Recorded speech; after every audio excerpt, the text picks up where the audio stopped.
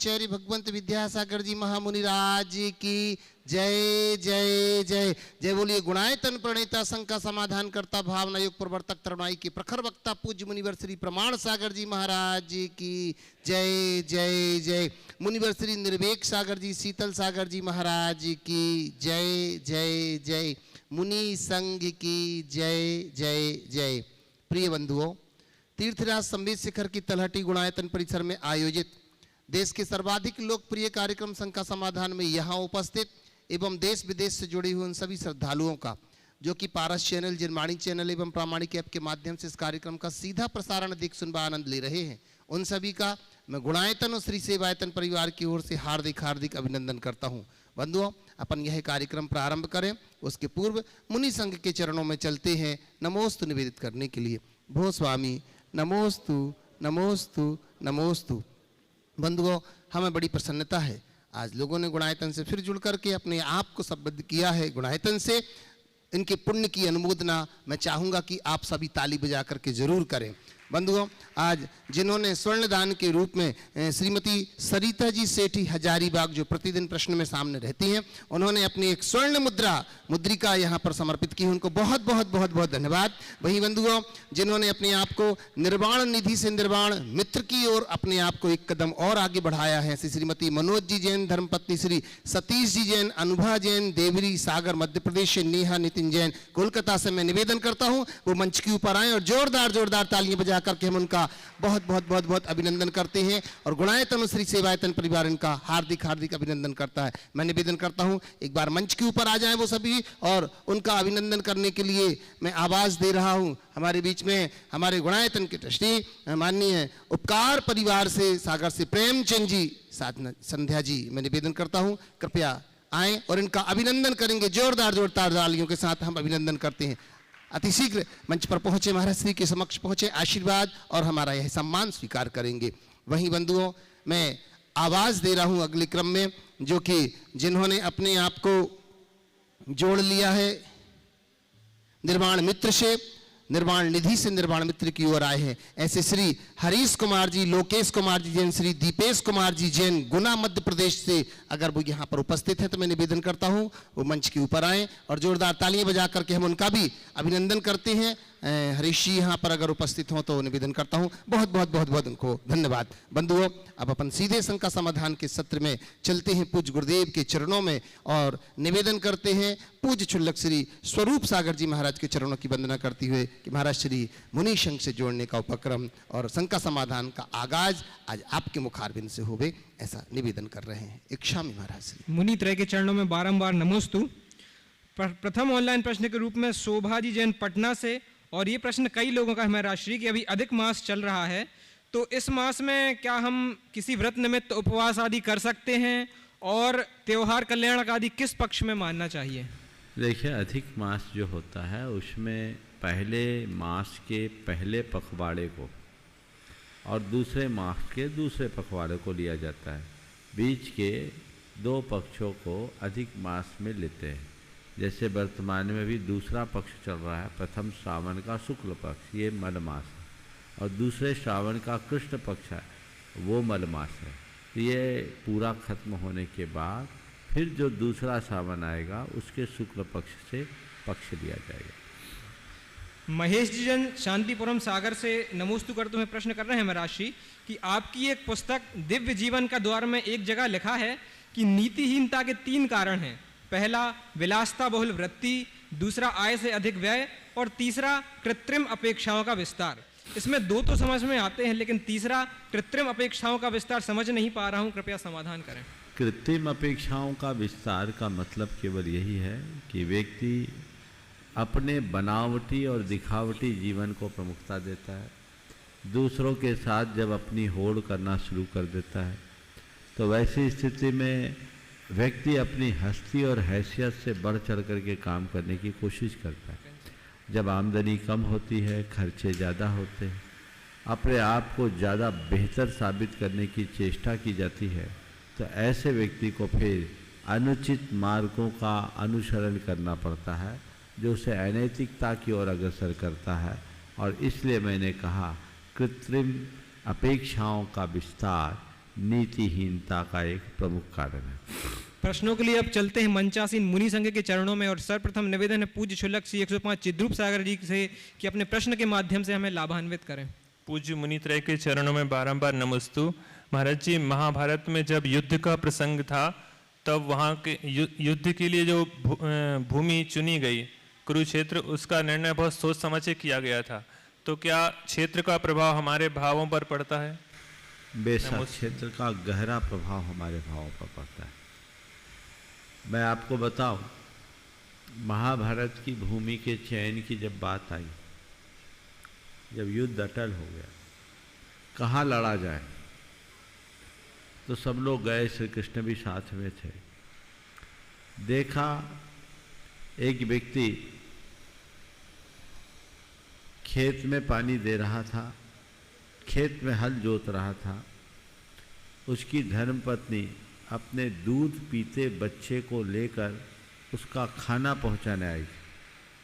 इसी मध्य देखी कि वो खेत की मेड़ टूट गई और मेड़ टूटने से पानी बहने लगा। वो महिला अपने बच्चे को मेड़ की जगह थाप दी मिट्टी की तरह, ताकि खेत का पानी न बहे। और अचानक खेत का एक बैल, किसान का एक बैल मूर्छित हो गया। तो किसान ने अपनी धर्मपत्नी को दूसरी ओर से बैल की जगह जोत दिया। जब यह दृश्य देखा तो श्री कृष्ण ने कहा कि महाभारत के लिए सर्वोपयुक्त भूमि यही है, क्योंकि यहाँ मातृत्व की हत्या हुई है, और जहाँ मातृत्व की हत्या होगी वहीं महाभारत जैसा युद्ध लड़ा जाएगा। ये क्षेत्र का प्रभाव, क्षेत्र के प्रभाव के अनेक प्रसंग हैं, अभी सुनाने के लिए अवसर नहीं है, लेकिन हमें इन सब बातों को ध्यान में रखना चाहिए। द्रव्य, क्षेत्र, काल, भाव चारों का हम पर प्रभाव होता है, अतः अनुकूल द्रव्य, क्षेत्र, काल, भाव का आश्रय लेना चाहिए। नमोस्तु पूर्वक निवेदन है परम पूज्य मुनि श्री शीतल सागर जी के चरणों में कि अपना प्रश्न प्रेषित कर हम पर अनुकंपा करें। ओम नमः शिवाय। आचार्य श्री के आशीर्वाद से एक जबलपुर में पूरी मैत्री करके एक ब्रांड शुरू किया, पूरी मैत्री। तो उसका क्या महत्व है, क्या उसका उद्देश्य है, क्यों खुलवाया उनने, इसके बारे में? क्या आचार्य महाराज का दृष्टिकोण बड़ा व्यापक है। वो अहिंसा को सब तरफ प्रतिष्ठापित करना चाहते हैं, और वो चाहते हैं कि हमारे खान पान में भी शुद्धता है। तो इसमें उनकी सीधी कोई सहभागिता नहीं है, लेकिन उनकी एक व्यापक दृष्टि जरूर प्रकट होती है। जब उन्होंने कहा कि लोगों को समाज के मध्य ऐसी योजना बनानी चाहिए ताकि हमारे समाज के अभावग्रस्त लोगों को रोजगार भी मिले और लोगों को शुद्ध वस्तुएं भी मिले। आज के समय में सोले की सामग्री मिलना भी बहुत कठिन है, और अब वो व्यवस्थाएं भी नहीं है। पहले लोगों को बड़े बड़े मकान होते थे, संयुक्त परिवार होता था, लोग मिलजुल करके सारे काम कर लेते थे। अब ये सारी व्यवस्थाएं खत्म है। तो गुरुदेव ने इस पर गुरुदेव का ध्यान गया, और उसी से ध्यानाकृष्ट होकर उन्होंने सबको ये मार्गदर्शन दिया, जिसका नाम है पूरी मैत्री, जो पूरी समाज को मैत्री की भावना से जोड़कर आगे बढ़ाएगा। अच्छा उपक्रम चल रहा है जबलपुर में, और लोग इससे बहुत लाभान्वित भी हो रहे हैं। नमोस्तु पूर्वक निवेदन परम पूज्य मुनि श्री निर्वेक सागर जी के चरणों में कि अपने प्रश्न के माध्यम से हमें भी बोधि की प्राप्ति कराएं। मुनि श्री के चरणों में नमोस्तु करते हुए, जिन्होंने 8 कर्मों का क्षय कर दिया है, ऐसे सिद्ध भगवान सभी समान होते हैं। फिर भी हम जब सिद्ध भक्ति पढ़ते हैं उस समय तप से सिद्ध हैं, कुछ नए से सिद्ध हैं, कुछ संयम से सिद्ध हैं, कुछ चरित्र से सिद्ध हैं, इस प्रकार के भेद कर देते हैं। आखिर ये भेद किस अपेक्षा से, इसका क्या अर्थ होता है, कृपया समझाइए। भगवान में कोई भेद नहीं है, पर भक्तों में तो भेद है। अब हमें भगवान की भक्ति करना है, अब करे कैसे? सिद्धों की चर्चा करनी है तो करे कैसे? जब हम अपने इष्ट, अपने आराध्य की चर्चा करते तो कैसे करें? कोई ना कोई तो बहाना चाहिए। तो इससे सिद्ध, इससे सिद्ध, इससे सिद्ध, इससे सिद्ध, इससे सिद्ध कर दिया। इंद्र जब भगवान का स्तवन करता है तो सीधे सीधे मन नहीं मानता, 1008 नाम रखता है। तो यही एक, ये भी एक भक्ति का प्रतीक है। जब हमें भक्ति करना है तो व्यवहार से हम उनमें वही विकल्प, वही भेद कर सकते हैं। यथार्थ उनमें कोई भेद नहीं, सभी सिद्ध समान है, लेकिन सिद्धि के पूर्व सब में समानता नहीं थी। हम उस आधार पर उनके विषय में और चर्चाएं कर लेते हैं। प्रत्यक्ष प्रश्नों के माध्यम से अब कार्यक्रम को आगे बढ़ाएंगे ब्रह्मचारी विजय भैया। बंधुओं, आपको विदित ही है जैसे कि इस वर्ष का वर्षा योग पूज्य श्री के संग सानिध्य का गुणायतन परिसर में चल रहा है, जिसमें पूज्य गुरुदेव ने आशीर्वाद दे दिया है और कमेटी ने मिलकर के व्यवस्थाएं भी कर ली है कि इस बार का पर्युषण पर्व, 10 लक्षण पर्व बड़ा बेजोड़ होने वाला है, क्योंकि पूज्य श्री के सानिध्य में, पूरे संघ के सानिध्य में श्रावक संस्कार शिविर जो लग रहा है बंधुओं, वो बड़ा बेजोड़ होगा। मैं आपसे निवेदन करूंगा कि आप अपने और अपने परिवार के साथ इस बार साधना के लिए सिद्ध क्षेत्र में प्रसिद्ध महाराज के सानिध्य में आए और कर्मों की कड़ियों को दूर करने का इससे अच्छा उपाय और क्या होगा बंधुओं। मैं प्रश्न मंच के माध्यम से, शंका समाधान के माध्यम से निवेदन कर रहा हूं। प्रथम प्रश्न को लेकर के हमारे बीच में संयम अमन जैन बेगमगंज से, और इसी के बाद तैयार रहेंगे श्रीमती मनोज जी नेहा जी देवरी से। पूज्य मुनि जी, मुनि संघ के चरणों में बारंबार नमोस्तु नमोस्तु नमोस्तु एलक जी छुल्लक जी चरणों में एक शामी।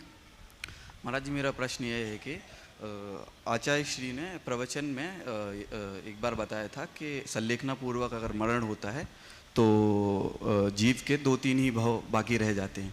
तो मेरा प्रश्न यह है महाराज जी कि पूर्व में संचित जो पाप जीव ने किए हैं वो 2-3 भाव में ख़त्म हो जाते हैं, या मतलब कैसे उनको भोगना पड़ता है, या उनकी निर्जरा हो जाती है? देखो, संलेखना कोई साधारण साधना नहीं है, महान तप, और उस तप से कर्म की निर्जरा होती है, जन्म जन्मांतरों की निर्जरा होती है, और उससे आत्मा की योग्यता और पात्रता भी विकसित होती है। तो कर्म निर्जरा और उससे प्रकट आत्म योग्यता की वृद्धि उसे, उसके भवितव्य को निर्मल बनाती है, जिसके कारण ऐसा जीव अति अल्प काल में मुक्त हो जाता है। आइएगा श्रीमती मनोज जी नेहा जी देवरी से, और मैं निवेदन करूंगा इसी के बाद श्रीमान जिनेंद्र कुमार जी माणिक चंद जी पहाड़ी औरंगाबाद से, गुणायतन ट्रस्टी बिटिया पूनम ठोले और निधि बड़जाते के साथ।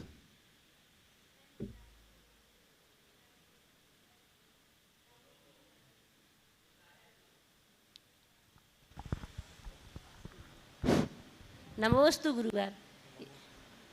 यह प्रश्न मेरी बेटी अनुभा जैन का संयुक्त कलेक्टर विदिशा का है। उन्होंने पूछा है, नमोस्तु गुरुवार, क्या सोते समय भी कर्मों का बंध होता है? कर्म फल को क्या बदला जा सकता है? यदि हाँ तो किस प्रकार? बिल्कुल, सोते जागते चलते फिरते उठते बैठते हर स्थिति में कर्म का बंध होता है।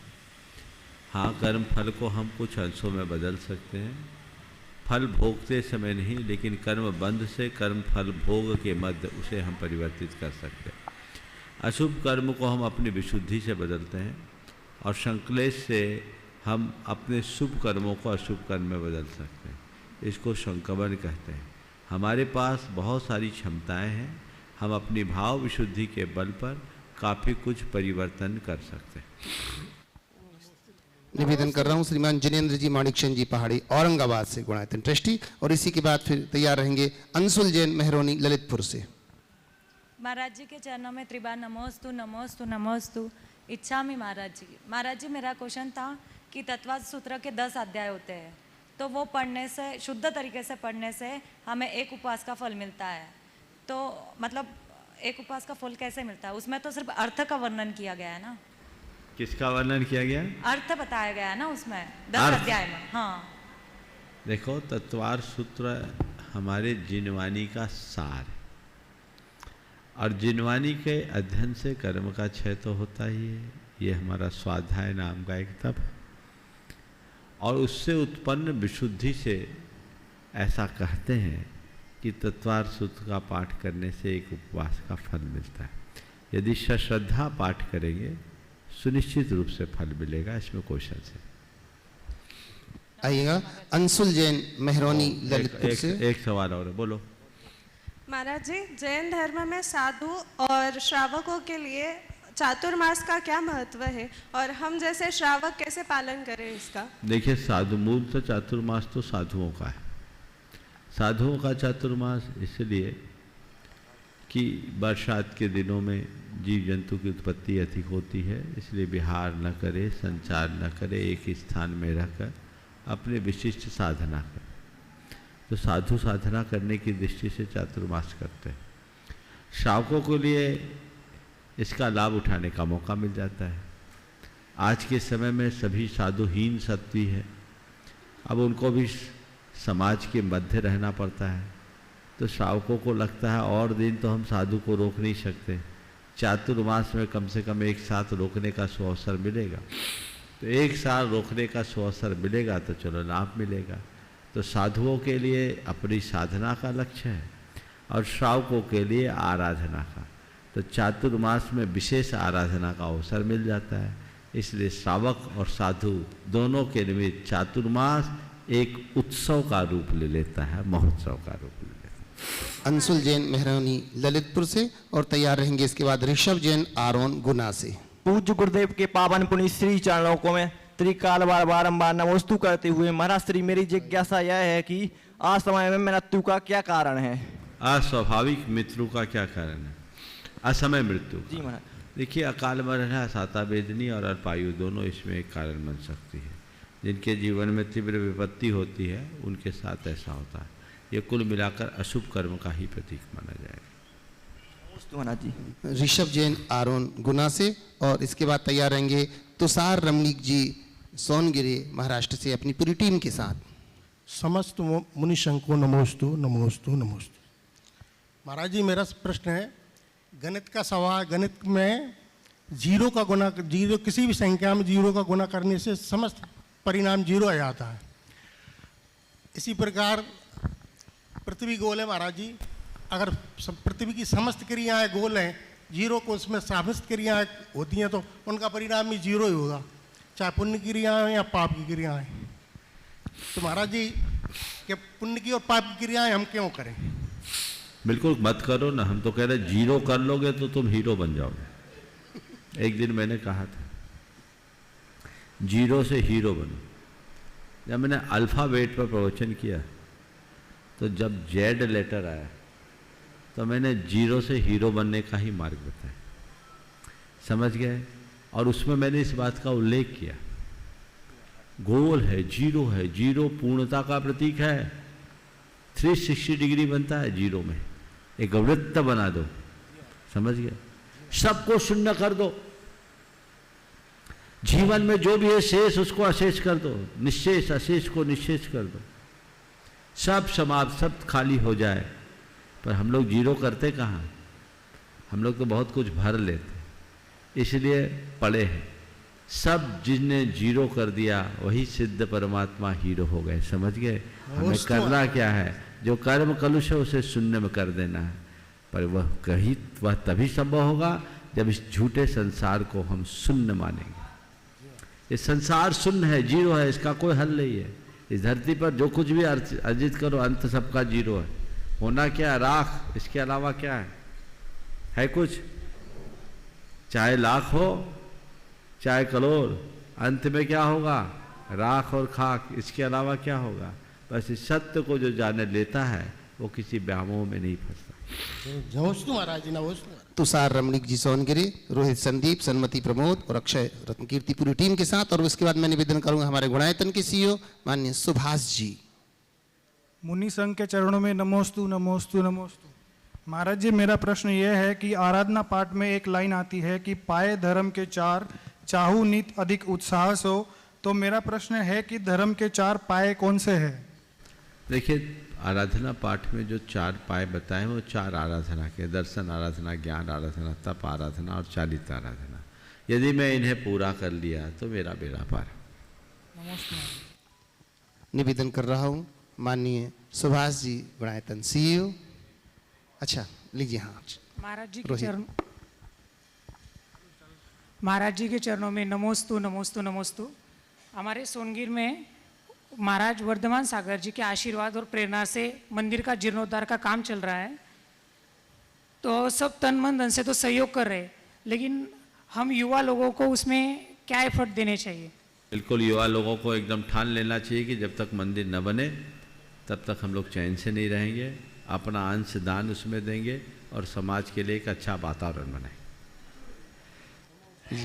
निवेदन कर रहा हूँ माननीय सुभाष जी, परम और श्रद्धेय इसके बाद गुरुदेव अजय जी जैन जबलपुर से। परम श्रद्धेय गुरुदेव के चरणों में शत नमन। मंच पर विराजित महाराज जी के चरणों में सादर नमोस्तु और सभी एलक जी और छुल्लक जी के चरणों में सादर इच्छामी। गुरुदेव, आज एक बड़ी दुखद समाचार लेकर यहाँ प्रस्तुत होना पड़ा।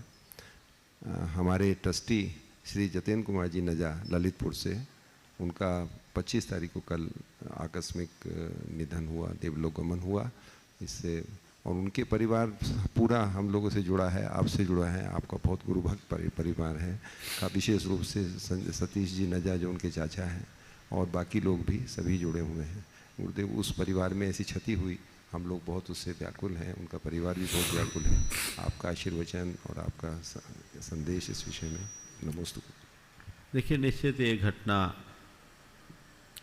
एक दुखदाई घटना है, लेकिन आने जाने को हम कौन रोक पाया? कोई नहीं रोक पाता। जिस जीव का जितने दिन का संयोग होता है वो उतने ही दिन जीवित रहता है। किसी का चले जाना निश्चित हमें तकलीफ देता है, लेकिन किसी का जाना हमें राह भी बताता है कि आज वो गया, कल तुम्हें भी जाना पड़ सकता है। इसलिए मैं सभी से इस संदर्भ में यही कहूँगा, किसी के जन्म मरण से रंच मात्र विचलित मत हो। ऐसी घटनाओं को के सामने आने पर इसे जीवन के यथार्थ दर्शन का आधार बनाओ। ये घटनाएं हमारे शोक का निमित्त न होकर वैराग्य का निमित्त होना चाहिए। जितेंद्र जी बड़े ही उदार, लगनशील और समर्पित व्यक्तित्व के धनी थे। उनकी श्रीमती ज्योति जी एक बहुत धर्मात्मा महिला थी। कुछ दिनों से वो बीमार थे। परसों ही तो मेरे पास संदेश आया था कि उनका ब्लड प्रेशर बहुत लो हो रहा है, आईसीयू में है। अब वो नहीं रह पाए, शरीर छूट गया, अब इसको कोई रोक नहीं सकता। ऐसी घड़ी में मैं यही कहूँगा कि परिवार को बहुत धैर्य और संयम का आलम्बन लेना चाहिए। विपत्ति धैर्यम, विपत्ति की घड़ी में धैर्य ही हमारे लिए एक अच्छा आलम्बन होता है। इन घटनाओं को स्वीकार करने के अतिरिक्त हमारे पास कोई उपाय नहीं है। हमने अपने जीवन में जो अच्छा किया वही हमारा है, बाकी तो एक दिन सब खाक में मिलना ही है। ये जीवन का सत्य है, इस सत्य को स्वीकारें। मैं पूरे नजा परिवार को आशीर्वाद देता हूँ। इस घड़ी को धैर्य और संयम से सहन करे, स्वीकार करे और इसे शोक का निमित्त बनाने की जगह वैराग्य का निमित्त बनाए। बहुत बहुत आशीर्वाद। नमस्ते। अजय जी जैन जबलपुर से, और इसी के बाद मैं निवेदन करूंगा रिंकू जी पटना से। मुनि श्री के चरणों में त्रैवार नमोस्तु। छुल्ला गेला जी को इच्छामी इच्छामी इच्छामी।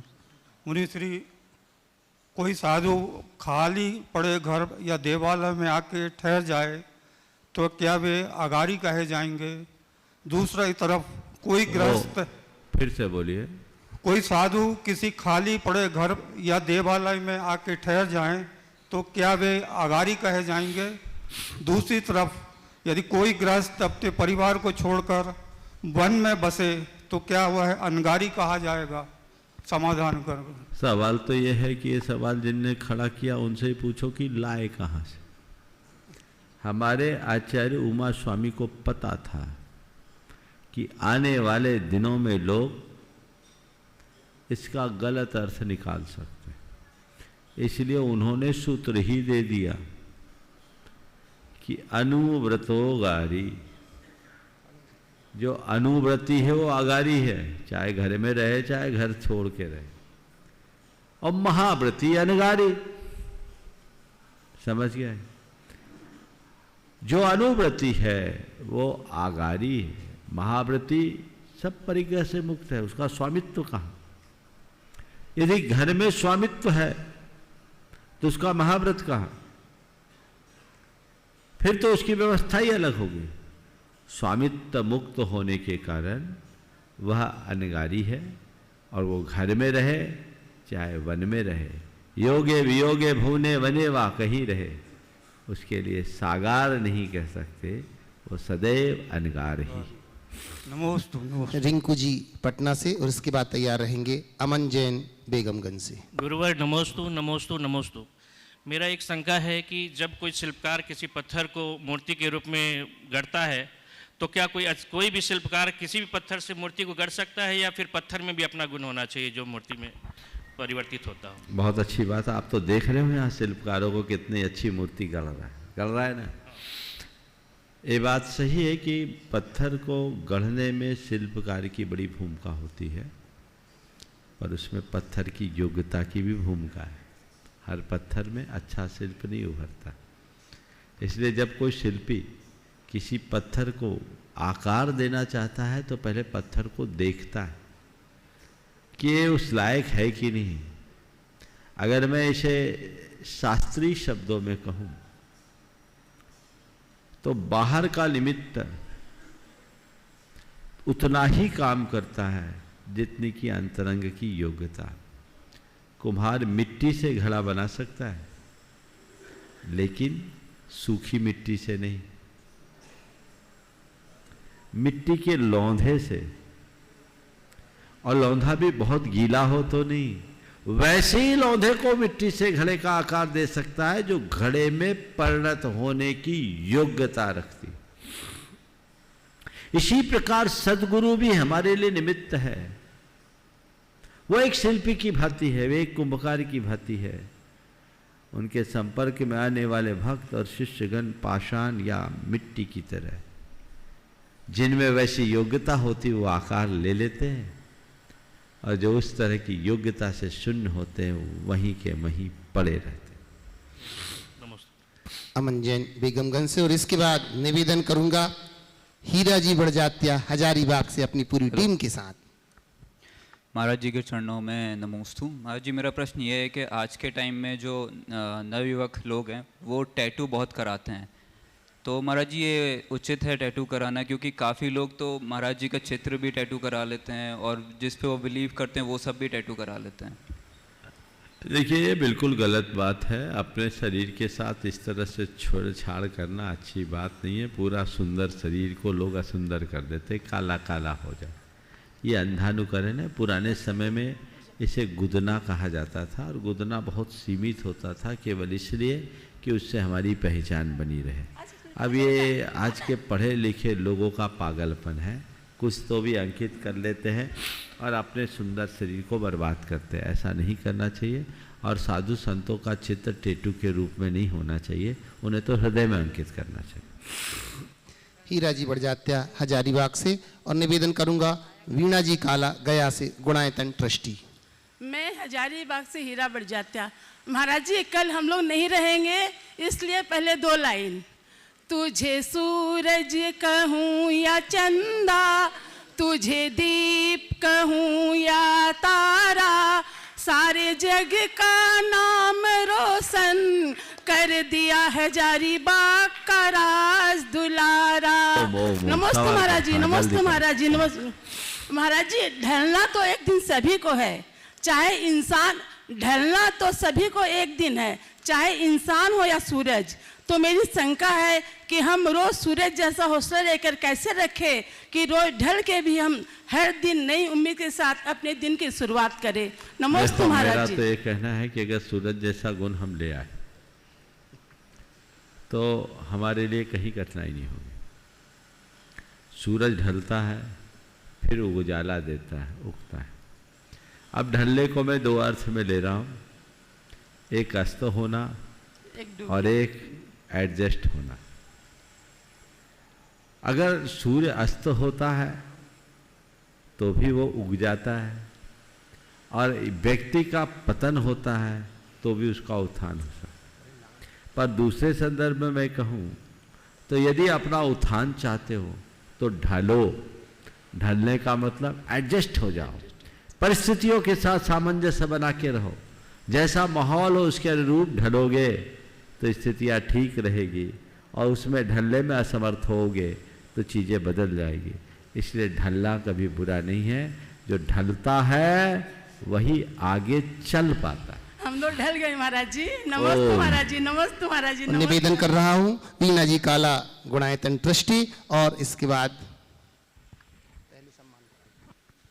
परम श्रद्धेय दोनों गुरुवर के चरणों में मेरा त्रैबार नमोस्तु, छुल्लक जी के चरणों में इच्छामी। मेरी जिज्ञासा यह है गुरुवर, प्रतिकूलता दिन पर दिन बढ़ती जाएगी, कम नहीं होगी। प्रतिकूलता आज बिंदु है तो कल सिंधु होगी। तो प्रतिकूलता को हम अपनी निजरा का कारण कैसे बनाएं कि प्रतिकूलता हमारी अनुकूलता का रूप धारण कर ले? बिल्कुल, प्रतिकूलता को अपनी निजरा का कारण कैसे बनाएं कि वो अनुकूलता का कारण बन जाए। मैं तो ये कहता हूँ कितनी भी प्रतिकूलता हो उसे प्रतिकूलता मानना बंद कर दो। हर प्रतिकूलता को एक अवसर के रूप में देखो कि ये प्रतिकूलता मेरे लिए प्रतिकूलता नहीं है, ये मेरे लिए एक अवसर है मेरे कर्मों को काटने का। जिसके अंदर ऐसी दृष्टि बनती है वो प्रतिकूलता में भी अनुकूलता का अवसर ढूंढ लेता है।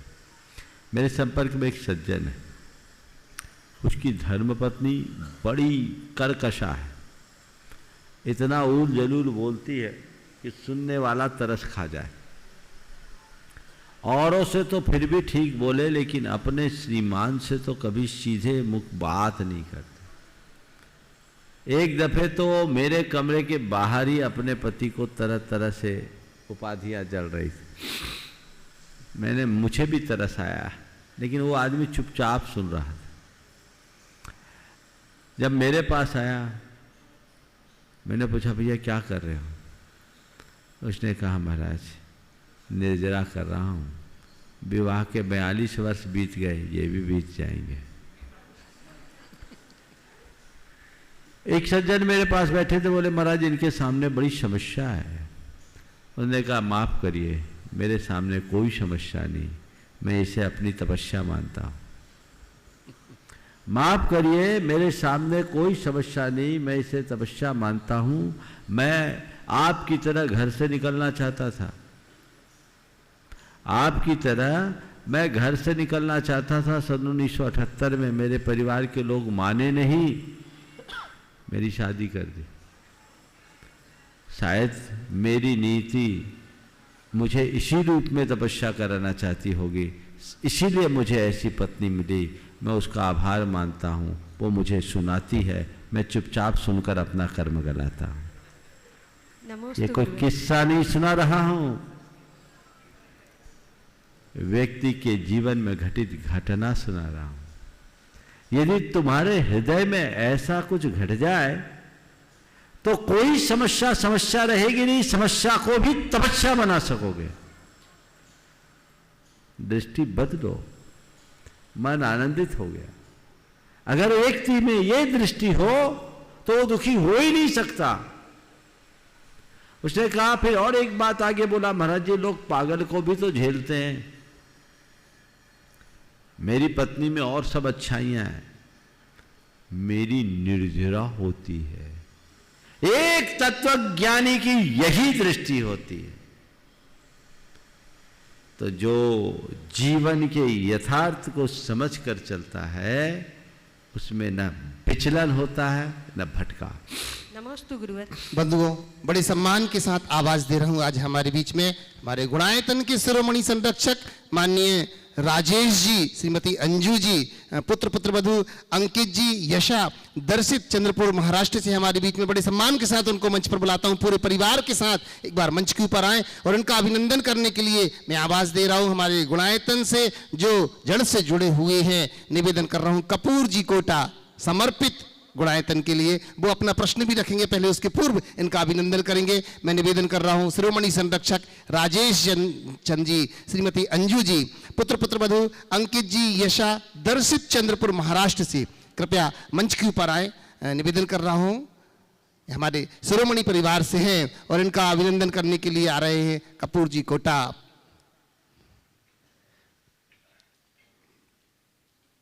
और इसके बाद मैं निवेदन करूंगा पहले हमारी व्रती बहन प्रतिभा जी गोधा जयपुर से,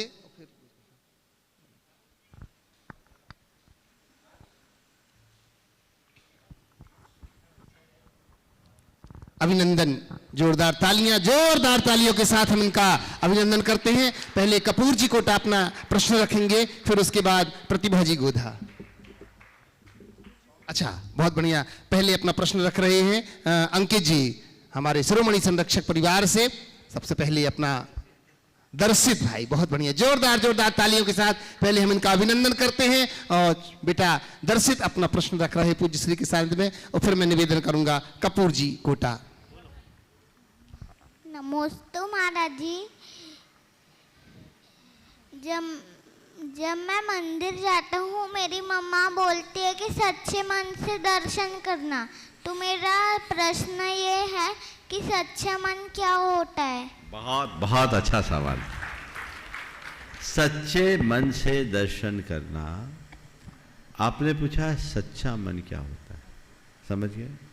मन में गुस्सा नहीं होना,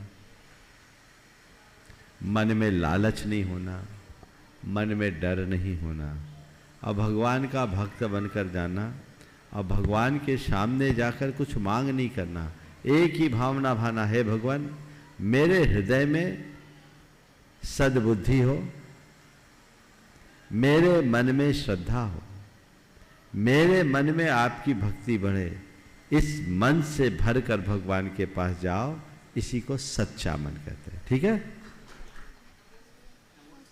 लीजिए निवेदन कर रहा हूं कपूर जी कोटा, और फिर उसके बाद प्रतिभा जी, प्रतिभा जी गोधा जयपुर से। मंच पे विराजमान दोनों योगन मुनि राजों के चरणों में मेरा मेरे परिवार का त्रिबार नमोस्तु नमोस्तु। मंचासन एलक जी महाराज के चरणों में इच्छामी इच्छामी इच्छामी। सभी शुल्लक जी महाराज के चरणों में इच्छामी इच्छामी।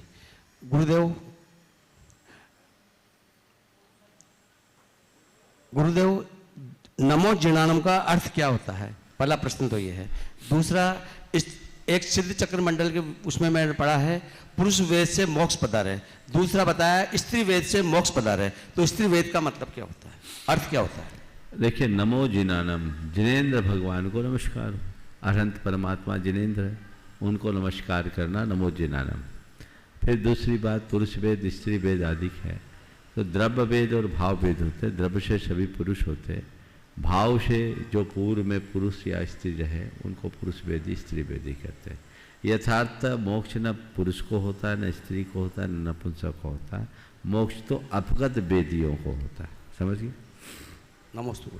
निवेदन कर रहा हूँ प्रतिभा जी को था, और फिर मैं निवेदन करूँगा हमारे बीच में प्रतिभा स्थली से हमारी दो बहनें यहाँ पर हैं, प्रिया जी और दोनों बहनें। जय मुनिराजों के चरणों में बारंबार नमोस्तु। एलक जी और शुल्लक जी महाराज के चरणों में इच्छामी इच्छामी इच्छामी। महाराज जी, सुना है कि डर एक वायरस है और हिम्मत एक वैक्सीन है। परसों इसका उत्तर दिया बहन जी, आप नहीं थी। हाँ, परसों की बात है, कोई दूसरा सवाल कर लो। जी महाराज जी। महाराज जी, एक बड़े शहरों में आप तो वैसे हमेशा बताते रहते हैं कि वास्तु को मानो लेकिन वास्तु का हवा नहीं मानो, लेकिन बड़े शहरों में थोड़ा सा, जैसे मैंने भी एक किताब पढ़ी थी महाराज जी, तो उसमें लिखा था कि लंबाई में ज़्यादा होना चाहिए मकान और चौड़ाई में कम होना चाहिए। चौड़ाई कम होनी चाहिए, लंबाई ज़्यादा होनी चाहिए। लेकिन बड़े शहरों में मकान चौड़ाई में ज़्यादा होते हैं और लंबाई में कम होते हैं, तो उससे कोई बुरा असर होता है क्या महाराज जी? दिमाग में बैठ जाए तो बुरा असर होगा। जो संभव है वो लो, बाकी दिमाग मत लगा। नमस्ते महाराज जी। मैं पृथ्वी स्थली की बहनों से निवेदन करूंगा अपना प्रश्न रखें, और फिर उसके बाद स्नेहिल सेठ पूरी टीम घाटोल से तैयार रहेंगे। बंधुओं, एक बार मैं चाहूंगा कि जोरदार आप तालियां बजाएं। चक्रेश जी, वंदना जी गोटे गांव से जो अभी अभी मंच पर आए थे महाराज श्री, अपनी एक स्वर्ण मुद्रिका जो है वो गुणायतन के लिए समर्पित करके गई हैं। जोरदार ताली बजा के उनका बहुत बहुत बहुत अभिनंदन। उन्होंने तो अपना जीवन ही स्वर्णमय बना लिया है। यह स्वर्ण गुणायतन में लग करके सदियों तक चमकता रहेगा। नमोस्तु महाराज जी। आप सभी महाराज जी के चरणों में नमोस्तु। एलक जी छुल्लक जी के चरणों में नमोस्तु। महाराज जी, इच्छामी, ये कॉमन प्रश्न है महाराज जी, कई बार हो चुका है कि अभी हम लोग आचार्य भगवान के डोंगरगढ़ में गए थे, तो हम लोगों ने देखा कि 2 बार आचार्य भगवान गिरते गिरते बचे। कोई पीछे से पैर पकड़ लेता है, कोई आगे से। और दूसरी चीज़, अभी गर्मी का उमस का माहौल है, तो हवा की बहुत ज़रूरत रहती है, और हवा नहीं मिलती तो पर्याप्त आचार्य भगवान के आहार नहीं हो पाते। तो यदि ऐसे में हम लोग जबरदस्ती करें, अंदर घुस जाएं और एक गिलास दे भी आए, तो उस समय पुण्य बंद होगा या अन्य कुछ? देखो, गुरु के प्रति अनुराग होना, उनका चरणानुरागी बनना, उनके चरण की स्पर्श की भावना ललक होना अच्छी बात, लेकिन सदैव एक बात ध्यान रखना चाहिए कि हमारे द्वारा गुरु भक्ति हो, गुरु पर उपसर्ग नहीं। पैर छूने की कोशिश सभी करते हैं, पर कई बार गुरुदेव तो एक दो बार गिर भी चुके हैं, हम लोग भी गिरते गिरते बचते हैं। ऐसा काम कभी नहीं करना। पैर छूने का भी एक अनुशासन होता है। चलते तो प्रणाम करना भी नहीं चाहिए, साइड में खड़े होकर के प्रणाम कर दो। हम मुनियों को कहा है कि गुरु की वंदना करने के लिए जाओ तो उनके स्थान पर जाकर करो, जहाँ वो विराजमान है वहाँ जाकर आप प्रणाम करो। दूर से प्रणाम कर लो, हाथ जोड़ करके, चरण छू करके क्या पाओगे? उनके आचरण का स्पर्श कर लो, जीवन धन्य हो जाएगा। इसलिए हमें चाहिए कि जब कभी भी गुरुओं के साथ उनका विहार आदि हो, उनके दर्शन बंदन करने का निमित्त आए, तो आप दूर से प्रणाम कीजिए। आपकी थोड़ी सी चूक महान अनर्थ कर सकती है। हमें देखना चाहिए परम पूज्य गुरुदेव की शारीरिक अवस्था हम सबके सामने है और वे हमारी बहुत बड़ी विभूति है। हमें चाहिए कि उनका युग युगांतरों तक ऐसा ही आशीर्वाद और ऐसी छाया हम सबको मिलते रहे।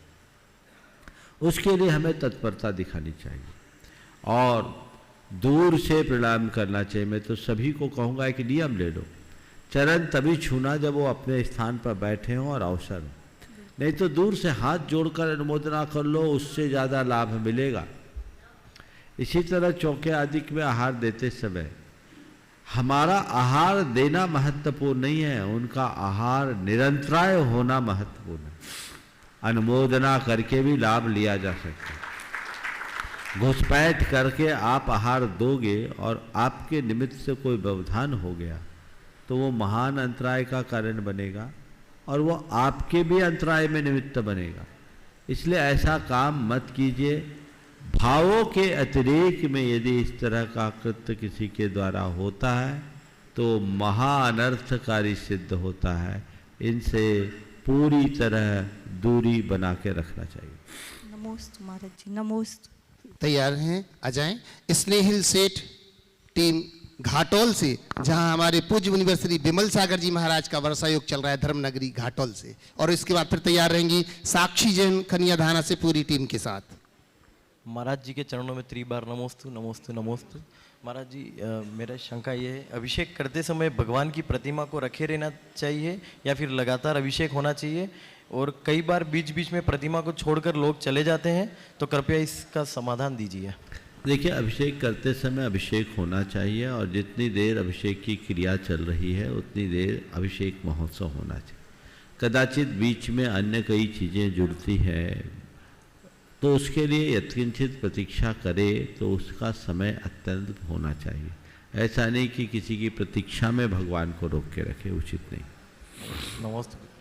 साक्षी जैन कन्याधाना से पूरी टीम के साथ। और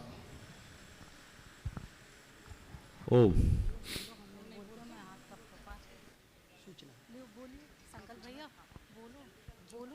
शीघ्रता से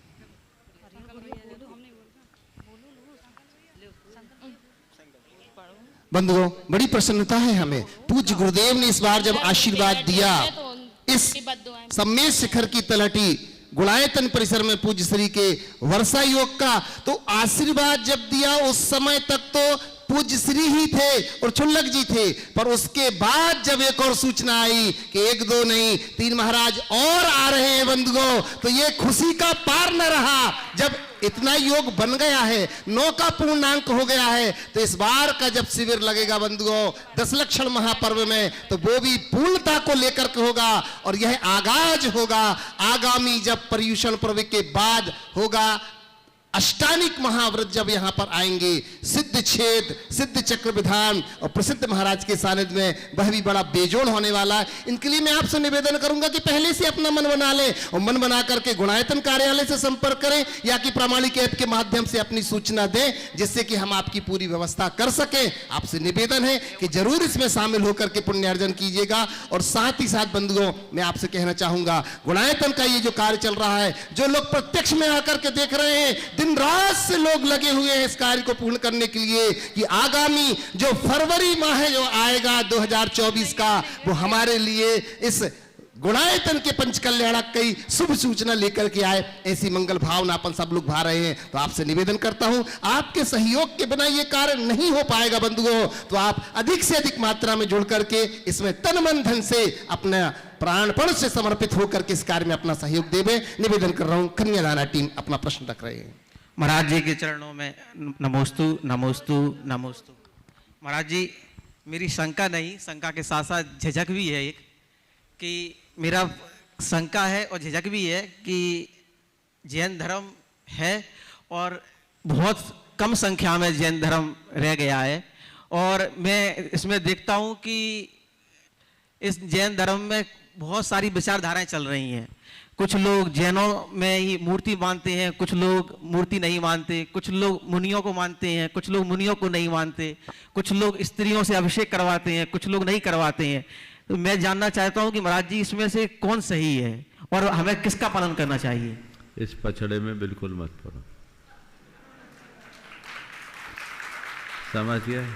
इस पछड़े में पड़ोगे तो उलझ जाओगे, समझ गए? जो तुम कर रहे हो उसको शास्त्रों से पढ़ करके समझो और जो करते आ रहे हो वो करो।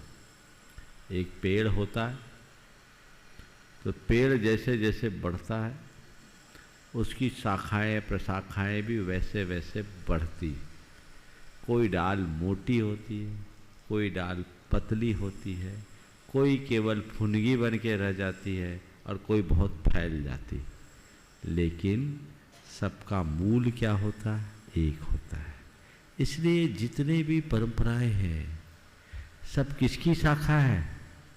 शाखा किसकी है? जैन धर्म की। सबका मूल क्या है? मोक्ष। मूल क्या है? जैन है ना। तो हम सबको ये देखना चाहिए, भले हम इतने हैं पर सब जैन हैं, समझ गए? जिसकी जो आस्था है, जिसकी जो मान्यता है, वो अपनी आस्था और मान्यता के अनुरूप अपना धर्म आराधन करे, लेकिन अंदर से एक बात ध्यान में रखे कि मैं जो हूँ वो अपने मंदिर के भीतर हूँ, धर्म स्थान के भीतर हूँ, बाहर आने पर तो मैं केवल जैन हूँ। ये सोच बनाओगे तो सब कुछ। निवेदन कर रहा हूँ अभय जी छाबड़ा हजारीबाग से, और उसके बाद मैं निवेदन करूंगा सरिता जी सेठी हजारीबाग से अपनी पूरी टीम के साथ। ओम महाराज श्री नमोस्तु नमोस्तु। महाराज श्री, मेरा एक प्रश्न है कि जैसे घर में बच्चे लोग होते हैं, वो जैसे उनके मन में कोई बात बैठ जाती है, कहीं भी प्रतिष्ठान जा रहे हैं, मतलब स्कूल वगैरह जा रहे हैं, वहाँ कोई बात अगर बैठ गई और वो निकल नहीं पा रही उनके मन से, तो हम गार्जियन लोग ऐसा क्या करें कि वो वापस स्कूल में उसी मतलब उसी वैसे ही मन बना के जा सके और मन में उनका शांत रहे? देखिए, ये समस्याएं कई लोगों के साथ होती है। कई बार कुछ ऐसी घटनाएं घट जाती है तो बच्चों के हृदय में एक बार बैठ जाती है, और जब बैठ जाती है तो उसे निकालना थोड़ा कठिन होता है। सबसे पहले तो मैं ऐसा कहूँ, इस संदर्भ में ये कहूँगा कि अभिभावकों को इसमें जल्दबाजी नहीं दिखानी चाहिए, उसमें थोड़ा धैर्य रखना चाहिए, संयम रखना चाहिए, थोड़ा समय पास करना चाहिए, धीरे धीरे बच्चों का मन निकालना चाहिए, बदलने की कोशिश करनी चाहिए। और ये देखना चाहिए कि बच्चे के मन में यदि कोई बात बैठी है तो क्यों बैठी, उसके कारणों की गहराई में जाना चाहिए और उनको अंदर से धीरे धीरे स्ट्रॉन्ग बनाना चाहिए। जब बच्चे अंदर से मजबूत बन जाए तो सारी परिस्थितियों का सामना करने में समर्थ होंगे, और जब वो ऐसा कर सकेंगे तो बाकी चीज़ें अपने आप बेहतर परिणाम देंगे। बच्चों को डांट के डपट के आदेश दे के अगर आप ज़बरदस्ती कोई काम कराओगे तो उसके दूरगामी परिणाम अच्छे नहीं होंगे। समय पास होने के बाद बच्चों का मन बदलता है, चीज़ें बदल जाती है। कई बार ऐसा भी होता है कि कुछ घटनाएं ऐसी घटती है जिसे बच्चे बता नहीं पाते और माँ बाप उसको हल्के में लेते हैं और उन्हें ज़बरदस्ती करते हैं। बाद में वो इतनी भयावह बन जाती है कि उससे लौट पाना मुश्किल हो जाता है। तो इसलिए बच्चों को बहुत सावधानी से रखना चाहिए और बहुत ही संवेदनशीलता के साथ धैर्यपूर्वक अपना व्यवहार करना चाहिए, ताकि बच्चों के अंदर साहस भी हो, समझ भी हो और आप सबका संबल भी। सरिता जी सेठी हजारीबाग से अपनी पूरी टीम के साथ, और इसके बाद में निवेदन करूंगा अक्षय जी रत्नकीर्ति और सन्मति प्रमोद जी महाराष्ट्र से, जिनके प्रश्न रह गए थे वो अपने प्रश्न। नमोस्तु महाराज श्री, नमोस्तु महाराज श्री। इच्छामी छुलक जी। महाराज श्री, मेरी जिज्ञासा है, पहले लोग अनपढ़ रहते थे तो पूरे परिवार एक हुआ करते थे, अब टूटे हुए परिवार में सब शिक्षित होते हैं, ऐसा क्यों महाराज श्री? बस अंतर यह है कि पहले के लोग भले अनपढ़ थे पर वो ज्ञानी थे, आज के लोग पढ़े लिखे हैं पर मूढ़ हैं। तो ऐसा पढ़ाई मेरी बात सुनो, मैं क्या कह रहा हूँ। पहले के लोग भले अनपढ़ थे पर ज्ञानी थे, आज के लोग पढ़े लिखे भले हैं पर वो मूढ़ हैं। वस्तुतः ज्ञान होना चाहिए, ज्ञान जीवन की समझ का नाम।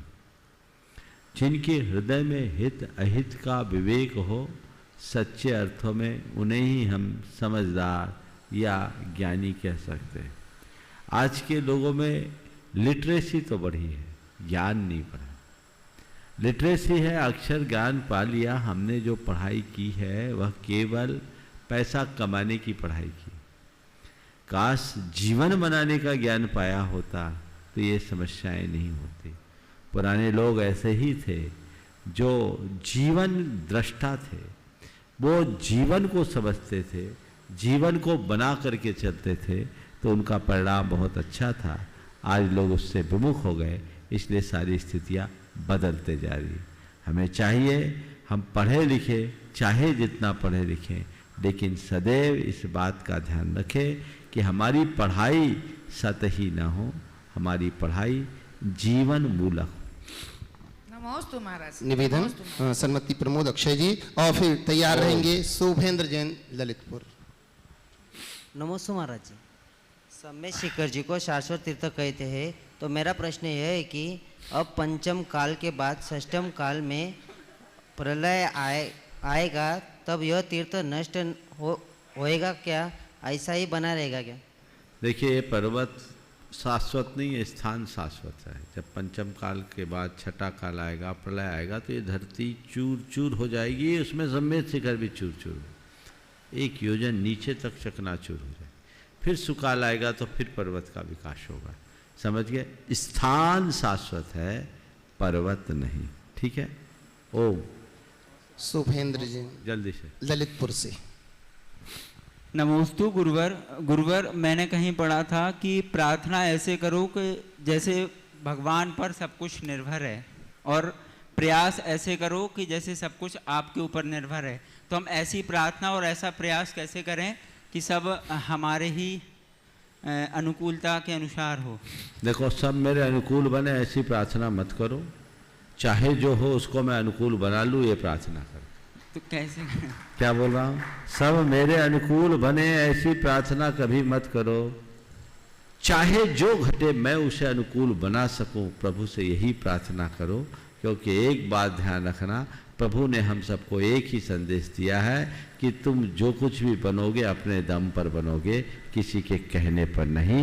अपना पुरुषार्थ जगाओगे तभी जीवन को आगे बढ़ा पाओगे। समय आप सबका होगा यही पर विराम। बोलिए परम पूज्य आचार्य गुरु श्री विद्यासागर।